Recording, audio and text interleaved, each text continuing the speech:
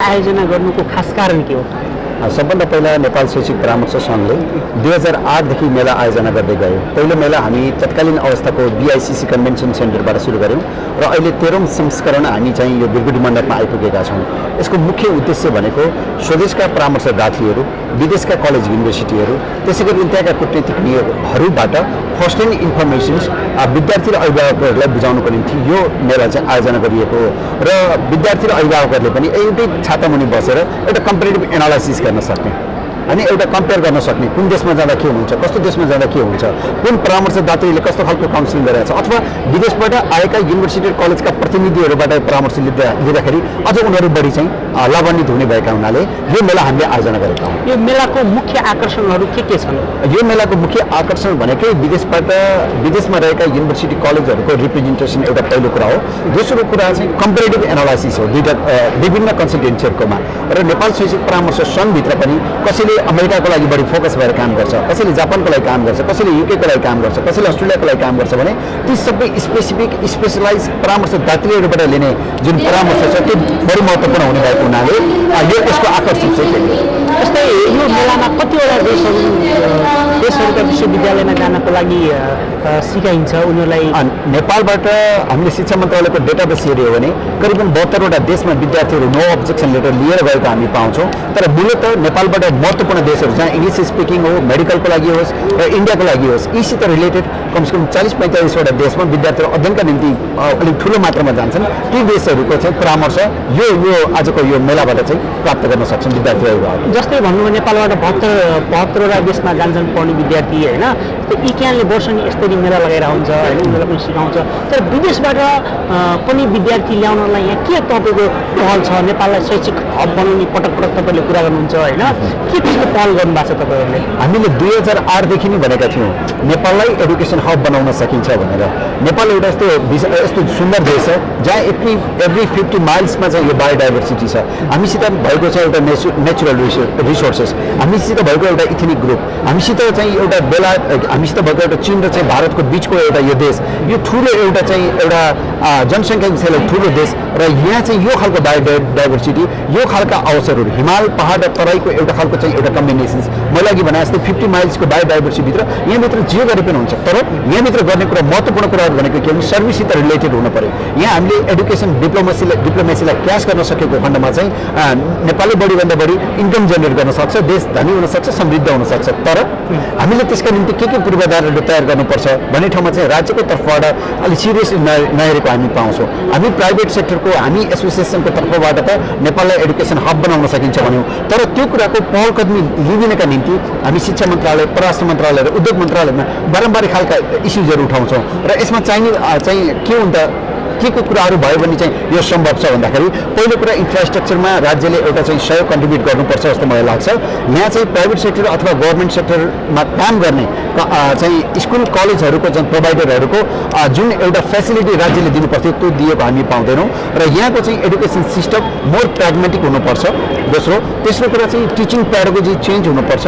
चौथो हामीसित भएको हामीले दिने जुन डिग्री छ त्यो ग्लोबली रेकग्नाइज डिग्रीको रूपमा डेभलप गर्न जरुरी छ भनेको त्यसलाई पनि मार्केटिङ गर्नुपर्ने जरुरी छ। यो भएपछि मात्रै यो प्रोग्रामलाई हामी सेयर गर्न सक्छौँ र त्योसित सँगसँगै चाहिँ विदेशी विद्यार्थीहरू स्वदेशमा अध्ययनका निम्ति आउँछन् भने त्यसको लागि सेक्युरिटी के हो त? विद्यार्थीको सेक्युरिटी चाहियो। त्यो सेक्युरिटीहरूको लागि पनि एउटा हामीले राज्यको तर्फबाट एउटा व्यवस्था गर्न सकियो भने मात्रै विदेशबाट हामीले विद्यार्थीहरूलाई नेपालमा लिएर आउन सक्छौँ। र त्यसको चाहिँ ज्वलन्त उदाहरण एउटा मेडिकलको लागि अहिले चेक गरिसक्यौँ हामीले, मेडिकलमा हामी सफल भइरहेका छौँ। आज हामीले चाहिँ ल्याङ्ग्वेज पढ्नलाई हामीले विद्यार्थीहरू लिएर आउन थाल्यौँ, हामी सफल भइरहेका छौँ। आज हस्पिटालिटीको सेक्टरमा पनि यसरी विद्यार्थीहरू लिएर आउन थाल्यो भने चाहिँ हामी सफल हुन सक्छौँ। कुन विषयमा होइन, कुन देशबाट नेपालमा विद्यार्थी ल्याउन सकिन्छ मैले लाग्छ तपाईँलाई? मैले यो मेरो चाहिँ इक्यानमा र मेरो आफ्नो यो व्यक्तिगत कन्सल्टेन्सीको जीवनमा चाहिँ मैले हेर्दाखेरि चाहिँ सबभन्दा ठुलो हामीले ल्याङ्ग्वेजको पहल कदमी गर्न सक्यो भने लाखौँ विद्यार्थी नेपालमा ल्याङ्ग्वेज पढ्नका निम्ति लिएर आउन सकिन्छ। हामी चाहिँ इङ्ग्लिस ल्याङ्ग्वेजको चाहिँ एउटा प्रोफिसियन्सी त्यो खालको अथवा हाम्रो नेटिभ ल्याङ्ग्वेज इङ्ग्लिस होइन। चाइनाबाट विद्यार्थीहरूलाई नेपालमा इङ्ग्लिसका लागि लिएर आउँ, 10 हप्ता पढ्न, 2 महिना पढ्न, 4 महिना पढ्न, 6 महिना पढ्न, यसरी वर्ष दिन पढ्नको लागि हामीले विद्यार्थी लिएर आउन सकिन्छ। त्यसै गरिकन मेडिकलमा हामी विद्यार्थीहरूलाई लिएर आउन सकिन्छ। यहाँको यो मौसम मान्छे आज काठमाडौँमा बसेर आज चाहिँ मानौँ कि कुवेतबाट विद्यार्थीहरू काठमाडौँ आएर अध्ययन गरे, आज कुवेतमा 63 डिग्रीको टेम्परेचर छ, आज दुबईको त्यही खालको टेम्परेचर छ, आज साउथको त्यही खालको टेम्परेचर छ।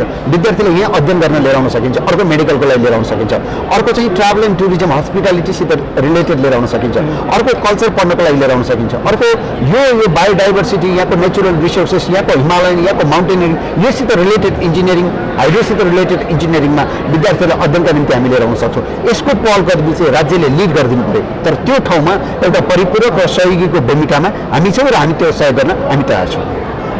उसले अब यो तपाईँले 8औँदेखि कति 2008देखि लगाइरहनु भएको मेला होइन, अहिले विद्यार्थी के फरक छ पहिलेको र अहिलेको मेलामा के फरक छ?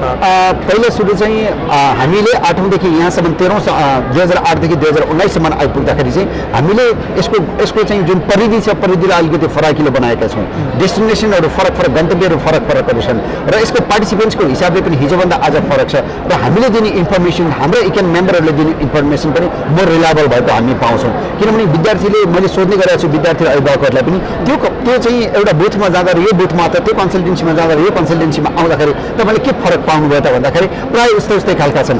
यसले के पनि देखाउँछ भने नेपाल शैक्षिक परामर्श सङ्घ अन्तर्गतका चाहिँ मेम्बरहरू मोर ट्रेन्ड छन्। त्यसले स्वदेशको शिक्षा मन्त्रालय अन्तर्गतको टिआइटिआईबाट मात्र ट्रेनिङ लिएका छैनन्, विश्वबाट ग्लोबल्ली दिने परामर्शसित रिलेटेड ट्रेनिङहरूमा हाम्रा मेम्बरहरूले नेपालको 83% होल्ड गर्छन्। पहिलो कुरा यो छ।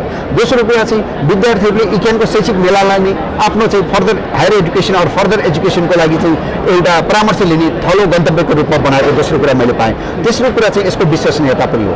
यो अहिले जुन फुटफल हामी देख्छौँ, जसरी विद्यार्थी अभिभावकहरू विदेशमा जानका निम्ति मात्र होइन, स्वदेशमा पनि यी यस्ता खालका प्रोग्रामहरू, यस्ता खालका चाहिँ सब्जेक्टहरू पढेर के हुन्छ भन्ने कुराले जुन मसिनो ढङ्गले उहाँहरूले एनालाइसिस गरिरहनु भएको छ, यो कुराले नेपालमा एउटा करियर गाइडेन्स अथवा करियर गाइडलाइन दिने अथवा यसको चाहिँ परामर्श दिने एउटा ट्रेन नेपालका स्कुलहरूदेखि जुन कलेजहरूमा चाहिँ जुन ट्रेन्ड सेटकर्ताको हिसाबले हामी छौँ, यसको चाहिँ अलिकति काउन्सिलिङ हुनु जरुरी छ भन्ने कुराको एउटा स्थापित पनि भइसकेको छ। त्यस कारणले पनि हिजोभन्दा आज र आजभन्दा भोलि फरक ढङ्गले हिजोका गल्ती कमजोरीहरूलाई पनि सच्याउँदै अझै राम्रो र व्यवस्थित ढङ्गले हामी अगाडि बढिरहेका छौँ। जस्तै यहाँबाट तपाईँ त उनीहरू पढ्न जान्छन् होइन विदेश, त्यो विद्यार्थीहरू पढेका विद्यार्थी त्यही नै बस्ने धेरै जस्तो परम्परा छ होइन, तिनीहरूलाई यहाँ नेपाल ल्याउने त्यस्तो के छ तपाईँको प्रयास?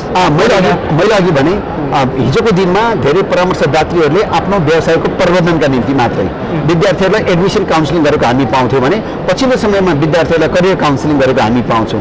जसको कारणले तिमी कुनै सब्जेक्ट विदेशमा अध्ययन गर्यौ तर तिमी फर्केर नेपाल आयो भने चाहिँ तिमीले कस्तो खालको जब प्लेसमेन्ट हुनसक्छ, कस्तो खालको मार्केट तिमी क्रिएट गर्न सक्छौ, यसको बारेमा चाहिँ उहाँहरूले माइन्युटली हेरेको हामी पाउन थालेका छौँ। र पछिल्लो डेटाबेस हेर्ने भने पनि नेपालको कर्पोरेट सेक्टर, नेपालको प्राइभेट सेक्टर, नेपालको इनोभेसन र स्टार्टअपको सेक्टरमा हेऱ्यो भने अधिकांश यी सबै सञ्चालकहरू चाहिँ विदेशमा अध्ययन गरेर स्वदेशमा फर्केर आफूले सुरुवात गरेको हामी पाउँछौँ। यसको कारणले पनि मेरो आँकडा मैले जे पाएँ त्यो आँकडा करिब 26.8% हिसाबले विदेशीहरू जसरी गएका छन् विदेशिएका छन् र त्यसरी फर्किने आधारहरू पनि 26.8% हिसाबले फर्किएको पनि आज हामी विभिन्न एनजिओ आइएनजिओले गरेको रिसर्चबाट पनि हामीले त्यो इन्फर्मेसन कलेक्ट गरेका छौँ। यहाँबाट विद्यार्थी धेरै जान्छन् होइन, जस्तै यहाँको शैक्षिक त्यो राम्रो नभएर हो कि होइन, यहाँको शैक्षिक राम्रो व्यावहारिक नभएर हो कि त्यहाँ विदेश जाने पढ्नु, तपाईँलाई के लाग्छ त्यो? सबभन्दा पहिला मानव आफैमा पनि जङ्गल हुँदै गाउँ हुँदै सहर र सहर हुँदै राजधानी हुँदै विदेशमा एउटा यो मान्छे बेटर देन द बेस्टको एउटा अप्सन्सको खोजीमा हुन्छ। त्यसको कारणले पनि मान्छे कसैलाई पनि रोक्न सकिने अथवा के गर्न सकिने भन्ने हुँदैन, मान्छेले यसरी जान्छन्। त्यो पहिलो कुरा हो। दोस्रो कुरा चाहिँ हामीसित अवसरहरूको कुरा पनि छ। आज मैले एउटा विद्यार्थीले म न्यानो इन्जिनियरिङमा पढ्छु भन्छ, आज मैले एरोनोटिकल इन्जिनियरिङ पढ्छु भन्छ विद्यार्थीले, आज मैले मानौँ कि अरू खालका चाहिँ न्युक्लियर साइन्ससित रिलेटेड अरू खालका सब्जेक्टमा उसको इन्ट्रेस्ट हुँदाखेरि ती खालका हामीसित अवसरहरू छैनन्, पहिलो कुरा। दोस्रो कुरा चाहिँ हामीसित लिमिटेड रिसोर्सेस भयो, लिमिटेड सब्जेक्टहरू भए। एसई पास गरिसकेका विद्यार्थीहरू करिब 200वटा 300वटा चाहिँ अप्सन्सहरू उनीहरूले खोजिरहेको हुन्छ। तर नेपालमा एकदम लिमिटेड रिसोर्सेस र लिमिटेड करिकुलमहरूको कारणले गर्दा उसको डिजायर त्यसभित्र फुलफिल भएको छैन। र यदि भएको छ भने पनि द लिमिट नम्बर अफ कोटा, त्यो कोटाको कारणले पनि विद्यार्थीहरूले त्यो कोटाभित्र पढ्न सकेन, उसको अब बाँकी के हुन्छ, उसलाई त्यो सब्जेक्ट पढ्नु मन छ। अर्को कुरा भयो भने अर्को कुरा के भयो भने अहिले मान्छेले सबैको हातमा एउटा स्मार्टफोन छ, उसले नजिकबाट विश्वलाई निहालिरहेको हुन्छ र उसले आफूलाई ग्लोबल ट्रेन्डमा आफूलाई सेट गर्न खोजिरहेको छ। त्यो सेट गर्नको लागि आफूलाई कसरी फ्रन्ट लाइनमा उभ्याउन सकिन्छ भन्ने हिसाबले पनि उसले आफूलाई चाहिँ कसरी अब्बल बनाउन सकिन्छ भनेर उसले आफ्नो गन्तव्य खोजिरहेको छ, जसको कारणले पनि विद्यार्थीहरू एउटा जाने अथवा फर्किने यो ट्रेन्डहरू चाहिँ चलिरहेको हुन्छ। अब अन्तिमतिर जाउँ हामी, कस्तो भइरहेछ मेलामा विद्यार्थीहरूले के सिकिरहेछन् कतिको सहभागी छ हामी अस्तिबाट मात्रै 3 दिन अगाडि यसको शुभारम्भ गऱ्यौँ पूर्व प्रधानमन्त्री डाक्टर बाबुराम भट्टराईबाट यसको हामीले चाहिँ उद्घाटन गऱ्यौँ यो मेलाको र विभिन्न देशका कूटनीतिक नियोगका चाहिँ एम्बेसडरहरूबाट हामीले सुरुवात गऱ्यौँ र यहाँसम्म आइपुग्दा हिजो केही हदसम्म हामीलाई पानीले डिस्टर्ब गरेको थियो तर आजको फ्लो हेर्दाखेरि हामी ज्यादा उत्साह छ हामीलाई किनभने विद्यार्थी जसले चाहिँ कोर आफूलाई चाहिँ इन्फर्मेसन चाहिएर ऊ आएको छ म विदेशमा पनि पढ्न सक्छु स्वदेशमा पनि पढ्न सक्छु तर फर्दर त्यो डिग्री लिँदा के हुन्छ भन्ने कुराको पनि उसले परामर्श लिन खोजिरहेको छ उसले यो मेलाप्रतिको उसको विश्वास हामीले देखिरहेका छौँ र विद्यार्थीहरू मात्रै होइन कि प्यारेन्ट्सहरू पनि आएर यो बुझ्ने क्रम यो तीव्र अलिकति पहिलाभन्दा बाक्लो देखेको कारणले हामी ज्यादै उत्साहित पनि छौँ यो मेलाको जुन एउटा निष्कर्ष छ विद्यार्थीहरूले परामर्श स्वदेशमा होस् या विदेशमा अध्ययनका निम्ति चाहिँ यो परामर्श केन्द्रित हुनुपर्छ विद्यार्थीहरूलाई भर्नाका लागि मात्रै शैक्षिक परामर्श व्यवसायले भर्ना मात्रै गर्ने होइन उनीहरूको करियरको मेन्टेनिङ र मोनिटरिङ गरिदिनुपर्छ भन्ने ठाउँमा